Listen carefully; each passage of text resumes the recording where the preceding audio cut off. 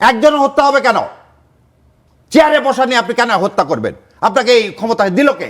2008 সালের ফেব্রুয়ারি মাসে প্রণব মুখার্জি বলতেছে ময়ূর আহমেদকে যে আপনার চাকরি যাবে না, চিন্তার কোনো কারণ নাই, শেখ হাসিনা ক্ষমতায় আসবে এবং আপনার চাকরিটা থেকে যাবে।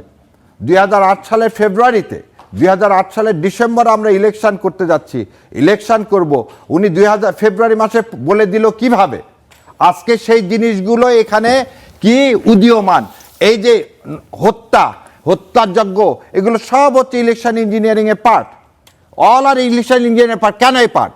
যে বিএনপির সাথে তুমি যদি বিএনপির কথা না শোনো, বিএনপিকে ভোট না দাও, তাহলে তোমার করুণ পরিণত ওয়েট করতেছে। এটাই 2008 সালে করে আসছে আওয়ামী লীগ। 2008 সালে কি করছে? 2008 সালে এই জনাব তারেক রহমানকে মারছে, মৃত্যু মুখে পতিত করছে, কোকোকে মৃত্যু মুখে পতিত করছে, করে পুরা ভোটারকে দেখাইছে যে বিএনপির এই করুণ অবস্থা, তুমি যদি বিএনপির পক্ষে ভোট দাও তোমারও এই করুণ অবস্থা হবে। আজকে কি বিএনপি সেই সিগন্যাল দিতে চায় বাংলাদেশ জামাত ইসলামকে? তো বড় ভুল হবে। তাহলে বড় ভুল হবে।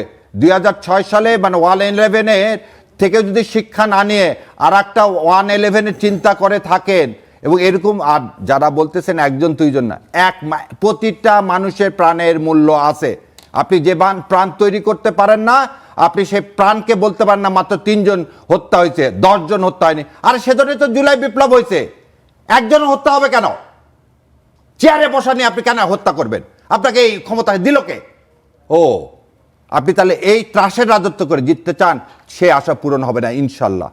আর এই যে ভারতের যে আগের মতো ভবিষ্যৎবাণী, ভারত আপনাকে আবার ক্ষমতায় বসাবে, সে আশাও পূরণ হবে না ইনশাল্লাহ। তাতে যাই হবে তাই এই দেশের জনগণ ফেস করবে।